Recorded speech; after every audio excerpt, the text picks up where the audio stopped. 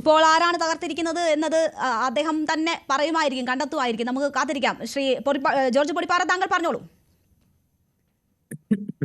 ഞാൻ നേരത്തെ പറഞ്ഞ കഥ പറയുന്നില്ല, അതൊരു ഇതാണ്. Conceived thrice but delivered nothing എന്ന് പണ്ട് ജഡ്ജി വക്കീലിനോട് പറഞ്ഞതുപോലെയാണ് ഇപ്പൊ സംഭവിച്ചിരിക്കുന്നത്.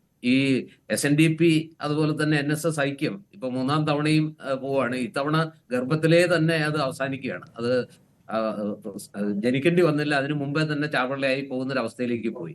ഇവിടെ നമ്മൾ കാണേണ്ട ഒരു കാര്യം, ഇത് പൊരുത്തപ്പെടാത്ത രണ്ട് സംഘടനകൾ, സമാന്തര രേഖകളായി സഞ്ചരിക്കുന്ന രണ്ട് സംഘടനകൾ ഒരു പ്രത്യേക ലക്ഷ്യത്തോടു കൂടി ഒരു രാഷ്ട്രീയ സാഹചര്യത്തിൽ ചില വ്യക്തികളോട് വിരോധം തീർക്കാൻ വേണ്ടി ഐക്യപ്പെടാൻ ശ്രമിച്ചാൽ അത് എവിടെയും എത്തില്ല.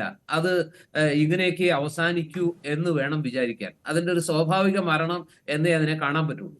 അതിന് ചില അടിസ്ഥാന കാരണങ്ങളുണ്ട്, ഇമ്മീഡിയറ്റ് കോസും ഉണ്ട്. ഇമ്മീഡിയറ്റ് കോസ് ഒരുപക്ഷെ ഇപ്പൊ പലരും പറയുന്നത് പോലെ ഏറ്റവും ഒടുവിൽ ശ്രീ വെള്ളാപ്പള്ളി നടേശന് പത്മഭൂഷൺ കിട്ടിയതും നായർ സമുദായത്തിൽ ആർക്കും അത് കിട്ടാതെ പോയതും ഒക്കെ ആണോ അതിന്റെ ഇമ്മീഡിയറ്റ് കോസ് എന്ന് വേണമെങ്കിൽ സംശയിക്കാം. പക്ഷെ ഞാനത് ചിന്തിക്കുന്നില്ല. ഞാൻ അത്രത്തോളം ഇതിനകത്തുള്ള പ്രശ്നം എന്താ വെച്ചാൽ, നായർ സമുദായത്തിന് പൊരുത്തപ്പെടാൻ കഴിയാത്ത ഒരു രാഷ്ട്രീയ നീക്കത്തിനാണ് ജനറൽ സെക്രട്ടറി വൈകാരികമായ ചില വിക്ഷോഭങ്ങളുടെ പേരിൽ ശ്രമിച്ചത്. അതാണ് ഇതിന്റെ പ്രശ്നം.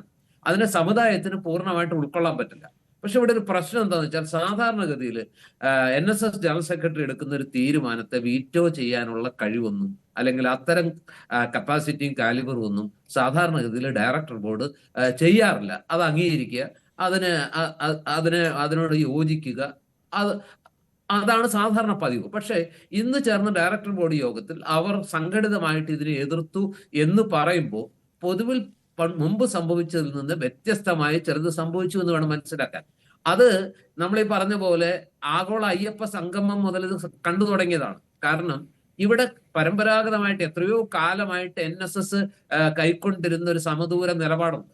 അതിൽ ആ സമദൂരത്തിൽ ചില ശരിദൂരം കണ്ടെത്തുമ്പോൾ എല്ലാവർക്കും അറിയാവുന്ന ഒരു കാര്യം, NSS കുറച്ചുകൂടി കൂടുതൽ ആഭിമുഖ്യം പുലർത്തിയിരുന്നത് UDF ആ UDF ആഭിമുഖ്യം വിട്ടിട്ട് ആഗോള അയ്യപ്പ സംഗമത്തിൽ NSSന്റെ പ്രതിനിധി പങ്കെടുത്തപ്പോൾ മുതൽ തന്നെ ഈ NSSന്റെ നിലപാടുകളിൽ ചില മാറ്റം സംഭവിക്കുന്നു.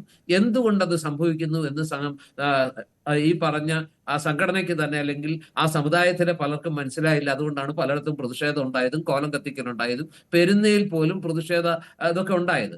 പക്ഷെ അതിന് അദ്ദേഹം പറഞ്ഞൊരു ന്യായം എന്താണെന്ന് വെച്ചാൽ, LDF ഗവൺമെന്റ് ഒരു ഉറപ്പ് തന്നു, 9-ാം തീയതി, അതായത് 9-അംഗ ബെഞ്ചിന്റെ മുമ്പിൽ യുവതീ പ്രവേശനം വരുമ്പോൾ അവരൊരു സത്യവാങ്മൂലം കൊടുക്കാം എന്ന് ഞങ്ങൾക്ക് ഉറപ്പ് തന്നു. അതായത് ഇനി യുവതികളെ പ്രവേശിപ്പിക്കില്ല, ആ കാര്യത്തിൽ സർക്കാർ അനുകൂലമല്ല എന്നൊരു സത്യവാങ്മൂലം കൊടുക്കാമെന്ന് അവർ ഉറപ്പ് തന്നതുകൊണ്ട് ആ ഒരു വിഷയത്തിൽ മാത്രം ഞങ്ങൾ ശരിദൂരം എന്നുള്ള നിലയ്ക്ക് ഇടതുമുന്നണിക്ക് പിന്തുണ കൊടുക്കുന്നു, മറ്റെല്ലാറ്റിലും സമദൂരം എന്ന നിലപാട് തന്നെയാണെന്ന് അദ്ദേഹം പിന്നീട് തിരുത്തി പറഞ്ഞു. പക്ഷെ അപ്പോഴാണ് ഇമ്മീഡിയറ്റ് ആയിട്ട് വെള്ളാപ്പള്ളി നടേശനെ കാറിൽ കയറ്റിയതുമായിട്ട് ബന്ധപ്പെട്ട് VD സതീശന്റെ വളരെ ശക്തമായ വിമർശനങ്ങൾ വന്നത്. ആ വിമർശനങ്ങൾ ആണ് ഇവിടെ ഇമ്മീഡിയറ്റ് ആയിട്ടുള്ള ഒരു പ്രകോപനം. അതായത് കാന്തപുരം മുസ്ലിയാരുടെ കേരള യാത്രയുടെ സമാപനത്തിൽ അത് വെച്ചുകൊണ്ട് സതീശൻ വളരെ ശക്തമായിട്ട് ചില നിലപാടുകൾ എടുത്തു. അത് അദ്ദേഹത്തെ പ്രകോപിപ്പിച്ചു. അത് വെള്ളാപ്പള്ളിയാണ് ലക്ഷ്യം വെച്ചതെങ്കിലും അത് സുകുമാരൻ നായരെയും ഒരുപോലെ പ്രകോപിപ്പിച്ചു എന്നുള്ളതാണ്. അവിടെ വെച്ചാണ് അദ്ദേഹത്തിന്റെ മനസ്സിൽ ഈ പറഞ്ഞ അങ്ങനെയെങ്കിൽ ഒരു ഐക്യത്തിലൂടെ NSS SNDP ഐക്യത്തിലേക്ക് പോയിട്ടായാലും ഈ പറഞ്ഞ സതീശനെ ഒരു പാഠം പഠിപ്പിച്ചിട്ട് സതീശനെ ഒന്ന് ഒതുക്കിയിട്ടേ കാര്യമുള്ളൂ എന്ന നിലയിലേക്ക് അദ്ദേഹം എത്തിയത്. പക്ഷേ അത് പിന്നീട് പിറ്റേ ദിവസം തന്നെ അത് ഇത്തിരി ഡൈല്യൂട്ട് ചെയ്തു. അന്ന് സതീശൻ ഇങ്ങനെ അവിടെ ചെന്ന് നിരങ്ങി എന്നൊക്കെ പറഞ്ഞു. സതീശൻ ഇങ്ങനെ അഴിച്ചുവിട്ടാൽ അതിന്റെ തിരിച്ചടി UDFന് ഉണ്ടാകും എന്ന് പറഞ്ഞു. പക്ഷെ ഏതായാലും അവിടെ കൊണ്ട് അദ്ദേഹം പിന്നീട് അതിൽ ഇത്തിരി വെള്ളം ചേർത്തു. അതിനുശേഷം ഏറ്റവും ഒടുവിൽ 8 ദിവസത്തെ ആയുസ് മാത്രമുള്ള ആ ഐക്യ ശിശു ഗർഭത്തിലേ ചത്തുപോകുന്ന കാഴ്ചയാണ് ഇപ്പൊ നമ്മൾ കണ്ടത്. സത്യത്തിൽ എന്താണ് സംഭവിച്ചത്? ആർക്കും ഒരു ഉത്തരവില്ല. നേരത്തെ അദ്ദേഹം പറഞ്ഞ വാക്കുകളൊക്കെ ഇവിടെ പലരും കോട്ട് ചെയ്തല്ലോ.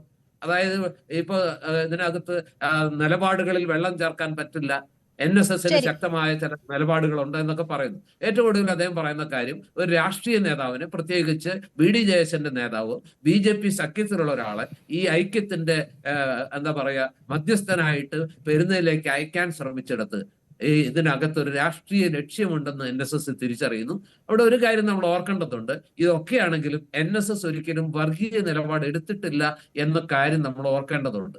അതായത് ശരി. അത് നേരത്തെ യുവതീ പ്രവേശ സമരത്തിലായാലും ശരി, NSS ആ ഘട്ടത്തിലും BJPക്ക് പിടികൊടുക്കാതെ സ്വന്തം നിലയ്ക്ക് സമരം നടത്തിയ ഒരു കക്ഷിയാണ്. ആ നിലയ്ക്ക് NSSനെ നമ്മൾ ബഹുമാനിക്കേണ്ടതുണ്ട്. അവരൊരിക്കലും സമുദായ താല്പര്യങ്ങൾക്ക് വേണ്ടി പറയുമെങ്കിലും അവരൊരിക്കലും വർഗീയ നിലപാടെടുത്ത് മറ്റ് ഇതര സമുദായങ്ങളെ ആക്ഷേപിക്കാനോ ഇതര സമുദായങ്ങളെ എന്താ പറയാ തീർച്ചയായും ആ നിലപാട് തുടരും എന്ന കാര്യം തന്നെയാണ് സുകുമാരൻ നായർ ഇന്ന് ആവർത്തിച്ച് പറയുന്നത്.